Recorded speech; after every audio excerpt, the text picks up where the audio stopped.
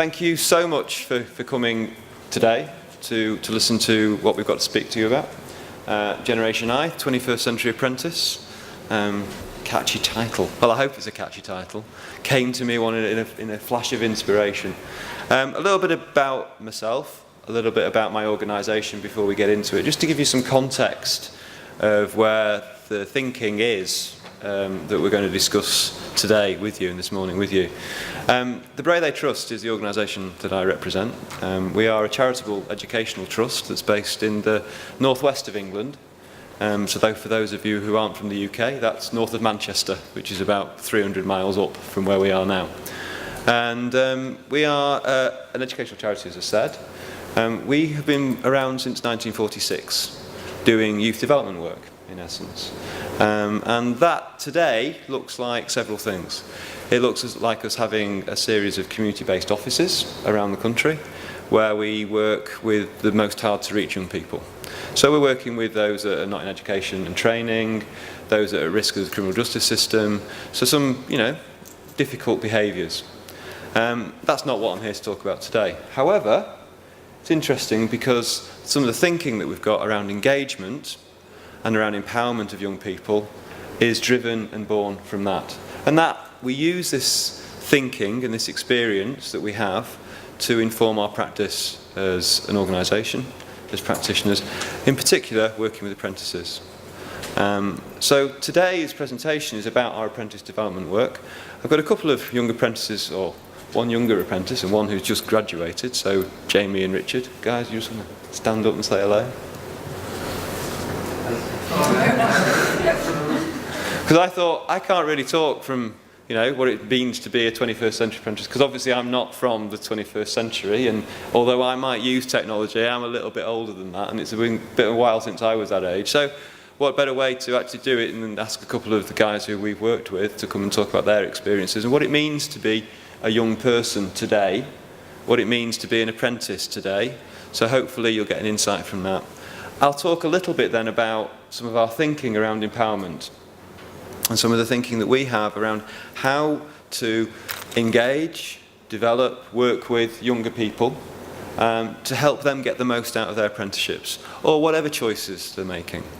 So the Generation I concept is about looking at younger people, working with younger people to help them and for us to work better with them in terms of my generation as practitioners to think about how can we support and help them develop.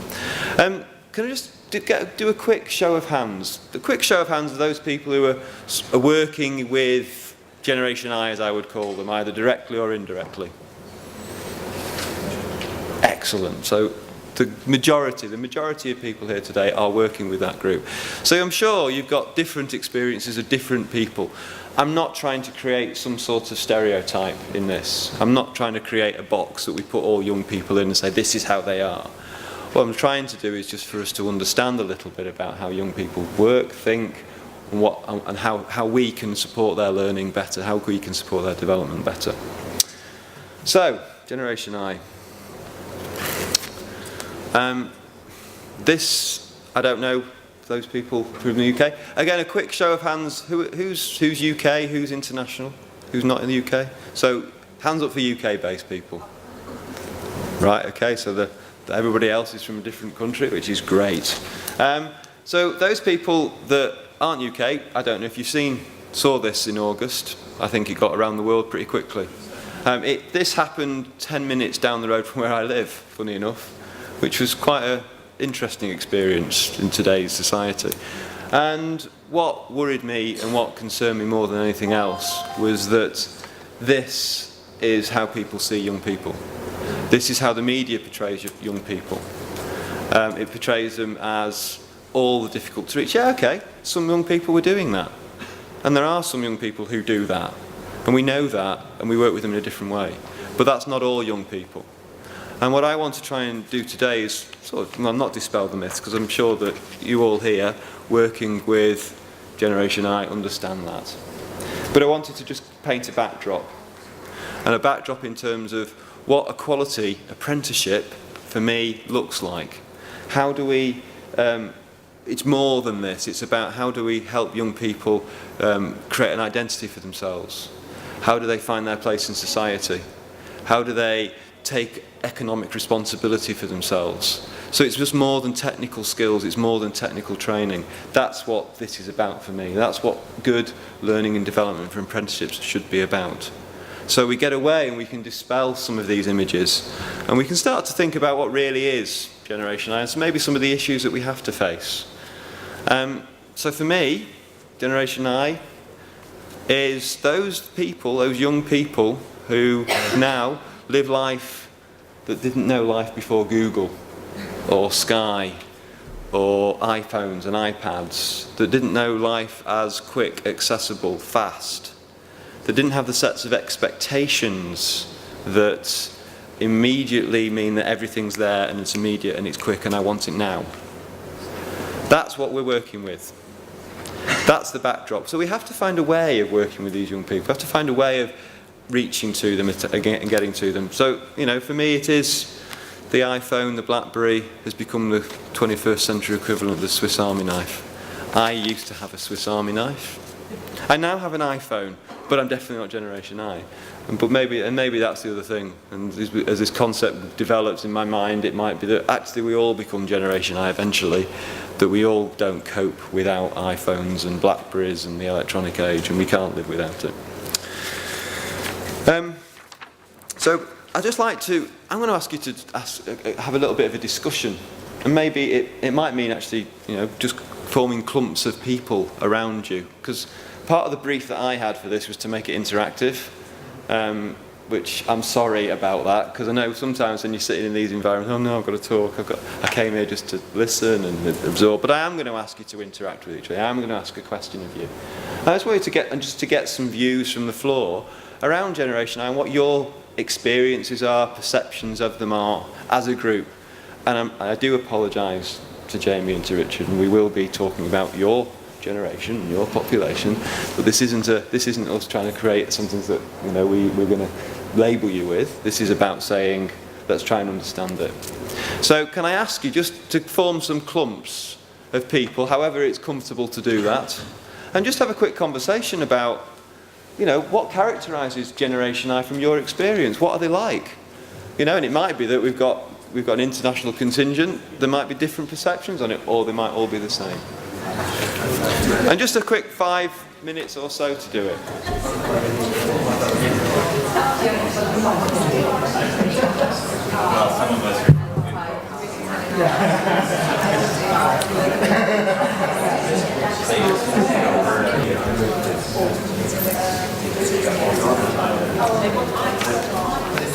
I know I've probably opened a bit of a Pandora's box in terms of conversation. So maybe if you can just wrap that conversation up and just hear a few words from each of those groups around your experiences and your views, that would be quite useful. Yeah, there's the Pandora's box. It's one of those things. It's one of those questions once you start talking about it. So who would just like to just offer a very, very brief summary of the conversation that you've just had, and quick observation? Yeah, I think for me, young people tend to want everything right now. They want the best of everything right now, but for them, with the minimum amount of outlay. Whereas they want somebody else to actually take that responsibility. But it's actually nice, we've got two guys here who actually turned on its head, and it's actually they that want to put the effort in to get what they can get. So actually the credit is theirs and not somebody else's. Great, thank you. Anybody else? Well, just a little more onto that they want everything, but they want the answer now. Not why is it the right answer, they just want the answer. Mm-hmm. And so, yeah, I'm glad we're going to have some say of different opinion from these guys about that. But yeah, that's part of the take rate. Okay, thank you. Anything else at the back? I was just saying in our group, we've got a group of young Palestinian boys who've never left Palestine before. Arabic is their first language. They're here in London for a week, and because of Facebook and the internet, obviously travel within Palestine is really restrictive, access to information. Because of Facebook, they're in a country that's different to them, alien to them. They've felt comfortable, they've picked up English language words, they feel that they've got a common experience with some of the young people down there. And I mean, I grew up in London and I've met some girls from London which have been quite scared. And I think new technology is actually bringing people closer together and actually creating amongst the younger generation links where physical distance is not possible. So there's a lot more discussion and understanding of people's culture, and that's for me been a really positive experience from these modules. Great, thank you. One more point, and then we do need to move on, guys. Any other points? Anything from you? Just agree with the rest. The current generation, the generation I is good and bad, very high expectations and very ambitious. And it's a two-edged sword. Absolutely, and I think this is the thing. It's this two-edged sword. It's this stuff about how do we motivate and utilise that passion and drive for information, for moving things forward, and get them motivated so they can actually take control and not go to that straight to that expectation place, where because it's there, I actually believe that everything should be there, and maybe I'm not willing to put some of that work in. And that's some of the experiences that we have as a training provider working with this generation. I noticed interestingly that as I walked around the room that the Generation I is expanding to beyond 17, 18 years, as there are people plugging Generation I into their BlackBerries, which is great, you know, it's fantastic, but that's where it is, that's where technology is, and that's where we are. We work with apprentices all the time, and one of the great things for me working with young people who are motivated about their careers is they actually are motivated about their careers. They're dedicated, they do want to develop, they do want to grow, and they do want to use the tools that are around them. And these are just some of the comments, the positive comments that some of our clients that I was actually working with a couple of weeks ago. And that's what they say about being Generation I and as an employee.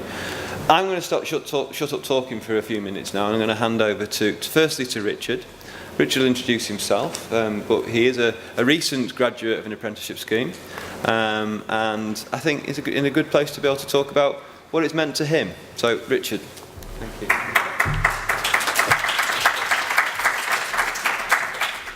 Hi, my name is Richard Davis, and I'm just going to go through my journey so far of what I've been able to do as an apprentice and so far of what I've been out of an apprenticeship. I did a 3.5-year broad-based mechanical apprenticeship with TTE. When I went onto site, I specialised into mechanical inspection. I'm currently employed by SR Oil in Ellesmere Port, based at their Stanley refinery. And I was also very privileged this year, once I'd completed my apprenticeship, to become the Young Ambassador for the Chemical Industries Association. What I do in my job at the moment, I trained as a mechanical fitter, and I was lucky to be interviewed and go into mechanical inspection. I look after the integrity and reliability of static mechanical equipment, focusing on the safety of the people on the site. Throughout the apprenticeship, there was many different skills learned. The qualifications, I was able to achieve a BTEC level 3. I've recently completed my HNC at a college in Liverpool, and then I'm also now working towards my HND. Future aspirations that I would like to study for a degree level. Once I've got the experience in the job that I'm able to fall back on, I don't want to just be all on paper and no practical experience. I want to continue the practical learning that I've been able to do through the apprenticeship. The qualifications for me, albeit are good on paper, one thing that enabled me during the apprenticeship was to learn the whole person development. The qualifications on paper are all good and well, but it means nothing if you can't screw things together and bolt it together. So for me, it was about developing as a person. For me, I had experience through that. My brother actually completed an apprenticeship, so I was able to watch him go from start to finish and watch him being one type of older brother to another type of older brother when he changed and being the person that he was. So for me, I see an apprenticeship as a way to cure the lack of life experience that a young person like me had myself. I did a year of A-level study at my high school, decided that wasn't the education route that I wanted to take, and started looking at apprenticeships, a route that I could get sort of work experience in the office, but then also have the hands-on experience. Throughout the apprenticeship, I've been able to take part in many different things. I did a 3-week exchange program with a refinery in Germany, which enabled me to interact with different students and different ways of communicating. I was involved in a national HSE campaign, and I've done many different things with the CIA as well. And that's one of the things that I believe the apprenticeship has been able to help me with, so that during the time at Braithwaite, it's been much sort of positive experiences that enabled me to become a confident person, to be able to stand up here and do a presentation I've got a sense of job security in that I've been well trained, I've gone through a nationally recognised apprenticeship, developed some good skills and qualifications so that I've got a good background to myself to that I'm able to go and use in the future. The apprenticeship has been focused in different stages throughout the different years. It's a 3.5-year programme with the first 2 years being based at TTE, it's in the Northwest and Ellesmere Port, and then the last 18 months being on site in your sponsoring company. The first year is all about self-learning, learning your own limits, what you're able to do and what you can't do. Just because you've got a limit doesn't mean it's a bad thing, it's something you can improve on. But then also it works you well into phase 2, which is working in a team. You may have a limit at one level where someone else is at another level. It enables you to interact as a team and learn how you're able to work together and get the job done fully together. And then last year on site, sort of put in the big wide open world, you've not got the enclosure anymore, you've sort of got to learn leadership skills and learn how to be able to go out there by yourself and be able to learn what to do. So it all sort of works out well. So you've learned about yourself, you've learned how you can work in a team, and then you've learned how you're able to look after yourself and perhaps help others that come on site. I've now been out of my apprenticeship for just over 6 months. I'm training to become an A1 QCF assessor so that when new apprentices come through, I'm able to help them through their journey and help them with their qualifications. It's something we're happy to do because I've got the experience of doing it myself and I can help other people. That's sort of been my journey through the apprenticeship. For me, it's been very beneficial. I'm really, really happy that I chose the apprenticeship over the A-level route, but it won't stop me from going on to higher further education, and I eventually would like to do a degree. I'll now pass you on to Jamie Reid, who is a current apprentice with TTA.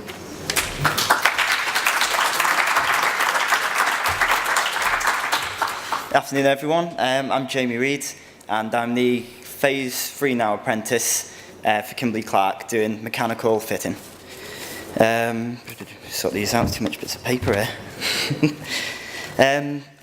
Basically, I started off my route very differently to Richard, where I was doing work on my car mechanically, and I thought to myself, this isn't enough, and I'm sure many of you have this thrive as well, to push yourself further.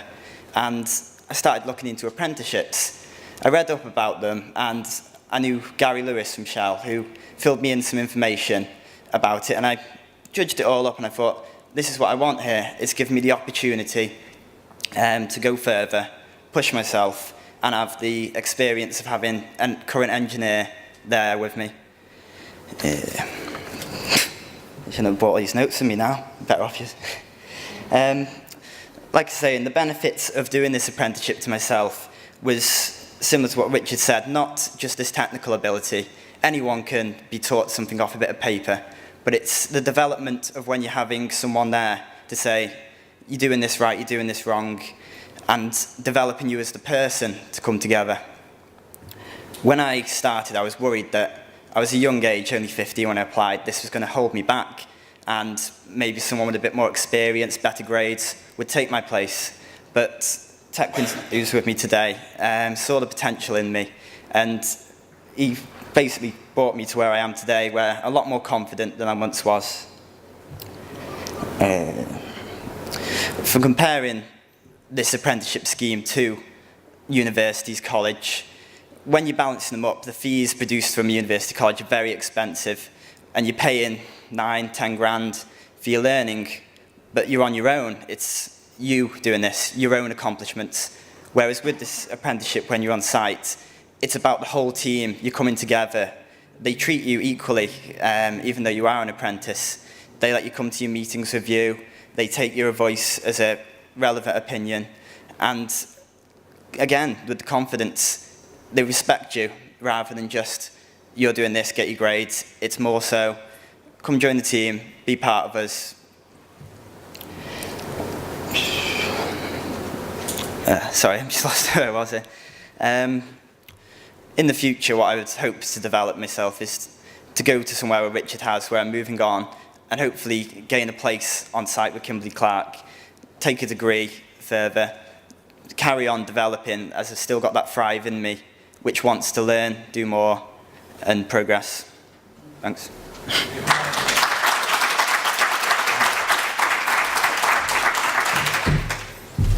Thank you, chaps. That was well done. I think it's really good to hear the voices of young people talking about positive experiences. I think we're lucky. You know, I suspect that the majority of people in this room are lucky to work with young and motivated people who had an opportunity to develop and grow. And part of that opportunity is created by schemes and processes and jobs. But a lot of it is also about how we operate and how we work with young people to help them make the most of those opportunities. And I think this is where we as an organisation have come from. And this is, in essence, where some of the research that we've been doing, which I'm going to share with you. So, the Braille Trust, we have a research arm. And one of our researchers has recently completed her PhD into youth empowerment. And she's looked at how do young people develop? How do we engage them? How can we develop them? How can we help them move forward in their lives to make positive choices? And we worked this model. The model was created by looking at the hardest to reach. And we're currently in the process of applying the model to apprentice development for the reasons we've started to explore around Generation I. So we're not finished yet. You know, our research is beginning, our research is continuing around Generation I and how do we empower young people who have high aspirations, who have high expectations, who can immediately access information and data. How do we make sure that we can support and develop those young people to hopefully go in the same direction as Jamie and Richard have chosen to do. So I'm just going to quickly talk through the model as it stands and some of our thinking around that model. I'm just looking at the time. We've got about 20 minutes, so I should be okay. And if you've got any questions at the end, then please feel free to ask them. I do have to rush off because I've got to do some filming somewhere else. But if you have questions about it and you want to ask questions of us, then we'll be on our stand later on and we're happy to chat. So what we believe here is that the young people, to get the most of their own personal development, it's about identity. And the key for them is how do they identify with what's going on around them? How do they start to change their identity and take some ownership and responsibility for that identity? How do they gain personal agency within the communities, within the groups that they're operating in? So what we've noticed is almost like a continuum of ownership and belonging to different communities. So starting off centrally with self. How do I see myself? And this is where we begin the process. So be it with somebody who is, you know, maybe like the pictures we showed right at the start, or be it with somebody like Jamie, you know, a young man who's starting off in his career. It's about what is that person's identity? How do they own themselves? How do they see themselves? So are they independent? And in some ways what we're looking to do is to try and create a sense of independent identity and help them create that sense of independent identity. There is the issues of family and how do they respond to that member of that community, and again the identity within that. So shifting from the child to being a person in their own right, you know, the individual, the adult within that, not the child. The peer group in the same way. So it's again, how do they change amongst their peers? We do a lot of work with Team UK and we support the development of the team. And I see an awful lot of this shift and change within that group because we work with them over a period of a couple of years.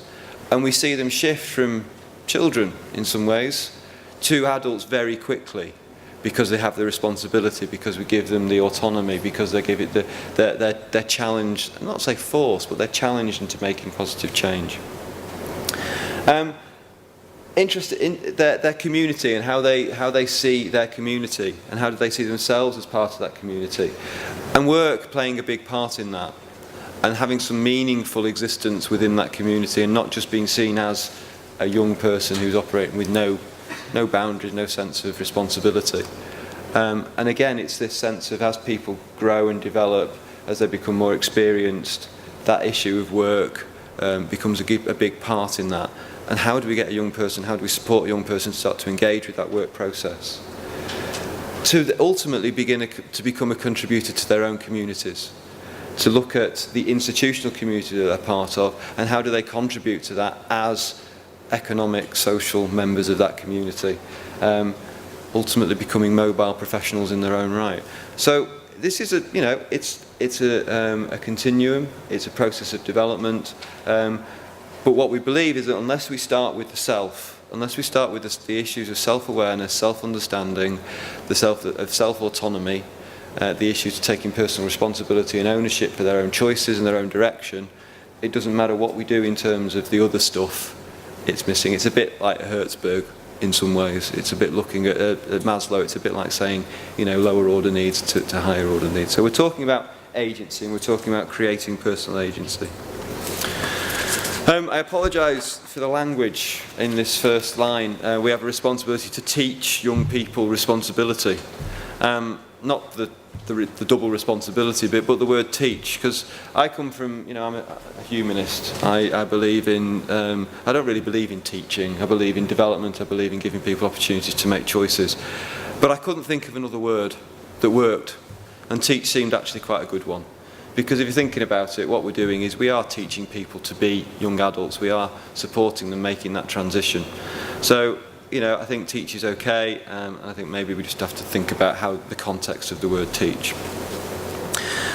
So this is, you know, in some ways, again, our research has shown that what we're trying to do is look at these key issues and try to develop processes and programs, support mechanisms that do this.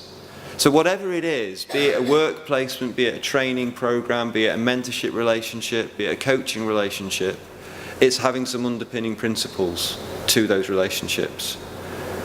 Part of that is the previous slide, but then it's underpinned by some of the activities and actions. So informed, so it's looking at explicitly developing self-awareness. So it's this whole thing around who I am, what is my identity, what does that look like, what does that sound like, so people can start to mobilise this personal agency piece. Engaging young people in meaningful activity, challenging critically, giving them boundaries, giving them targets and goals, and being able to have an open communication and honest communication about that. And I mean, again, I've been talking this week about competition and the place of competition in the development of young people, because we've seen it a lot. And that one of the things for me, which is absolutely critical about competition as we're here, is to think that what a splendid way to give people that dialogue, that feedback, that critical discourse around what they're doing. Here's the target, here's the goal. Have you achieved it? No. Why haven't you achieved it? I haven't done this, this and this. What was that about? Giving them feedback, giving them coaching, supporting them through an iterative process of personal development, which openly is getting them to actively engage with their own learning. Ultimately, it's about helping them and supporting on that personal journey of self-direction and self-agency. That's what we're trying to achieve. That's what we've got to do. And it's some ways about providing some of the structure for that. We're as an organisation, one of our key things that we aspire to, I don't say we get it right, and probably a long way from getting it right, is the whole concept of participation. And I don't know what the drive and the direction of participation as a concept is in other countries. In the UK, it's becoming quite a big issue around education and learning, to look at how do we actively engage the views and opinions of young people in how we work with them and how we support them. How do we actually actively engage and listen to their points of view and their opinions in what we do for them and with them. And for me, a great issue here is about this not getting away from the student, from being the student to being the teacher, to getting to peer. Again, competition is a great analogy for that. Quite quickly, we move with the team from a position of teacher-student to peer-peer in terms of their technical training, because we're using coaching, we're using mentoring as our key learning methodologies. We're certainly not using teaching. There might be some instruction in there, but the underpinning drive is around coaching and allowing young people to engage with their own learning. Challenging behaviour and challenging it as you see it, and understanding what the implications of that behaviours are. We all know as adults, you know, painfully, my grandmother would say, you know, it's a hard lesson, self-taught. And it's this whole thing around actually challenging behaviour when it's seen, and not being afraid to, because there's consequences and implications. And I was saying, if people are parents in this room, then people understand this as a concept. It's how do we do this in a learning context, which doesn't undermine and doesn't take away that self-agency, all the stuff that we've been working, developing. And again, it's about targets, it's about goals, it's about aspirations, and it's about feedback and communicating with young people as they want to be communicated with. So when informed, active and responsible, we believe young people contribute to the community, social capital and the success for all. That's an underpinning belief. We see it. And I'm not just talking about Jamie and Richard, I'm not just talking about two outstanding young people that I've managed to persuade to come down to London. I'm talking about some of the hard to reach young people that we've worked with. So some of those that have been on the edges of the criminal system, who might have fallen into gun crime or knife crime. And we've seen massive changes in how they operate by applying this model and this approach. From being people who were leading gangs towards criminal behaviours to those that are leading communities towards positive behaviours, because they've seen a difference, they've had an opportunity to challenge their own behaviours. And first step is always this thing going back to self. So as a part of this, we've created this rather splendid model. Well, I won't say we have. Our PhD researcher has completed it as part of her thesis, Dr. Lucy Maynard. And what she's done is she's basically spent her PhD working with groups and sitting alongside groups.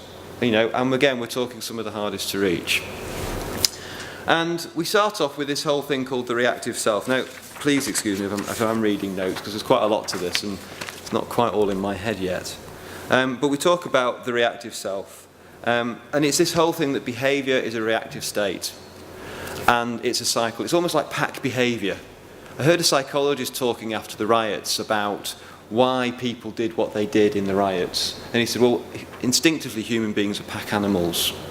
And what we tend to do is we see the behaviours that are going on around us and emulate it. And it takes a brave and a strong person to step away from that behaviour. What we find with young people is, especially those young people who aren't in a positive place, that they're in this reactive self state. And they're reacting to the status quo that's going on around them. And there's nothing changing that, and they will continue and perpetuate those behaviours. Something happens. There's a spark, a negative spark or a positive spark. In Jamie and Richard's case, it was family influences, it was parents, it was a love of cars. I'm really sorry, because Jamie had a lovely picture of his car, which is in your handouts, and he was quite disappointed that it didn't make it through to here. And it is very splendid, but you spend more money on the car than anything else, don't you? Yeah. But it's this whole thing around the positive spark or the negative spark, which makes someone take a step back. And it's how do we support that sparking process? How do we as a community, be it a learning community or be it a family community or a social community, how do we support that spark to help them realise, to help them get to a point of, I understand, I see, I'm gaining some insight into what I'm doing. I'm stepping away from that reactive self, reactive pack almost behaviour. And it's that facilitation, it's that mentoring, it's that support, it's that coaching, it's that direction, it's that feedback, it's all the stuff we've just talked about that helps people start to move through the realising into the wanting. And it's the moment somebody starts to hit that wanting, I want to be this. So hearing Jamie say, I want to be where Richard is, that means he's bang in there. He's absolutely in that place of I see a future, I see something I'm aiming towards. Which is great, because to me it means that the process that we're doing with Jamie, the process that TTE, his organisation that do the technical training support with him, his employers are doing the right thing. You listen to Richard as well, it's the same thing. Now Richard's beyond the training stage, so he's well away, he's in the total process of being an empowered individual in his own right. Because once we get to that wanting, it's about taking proactive commitment and targets and goals.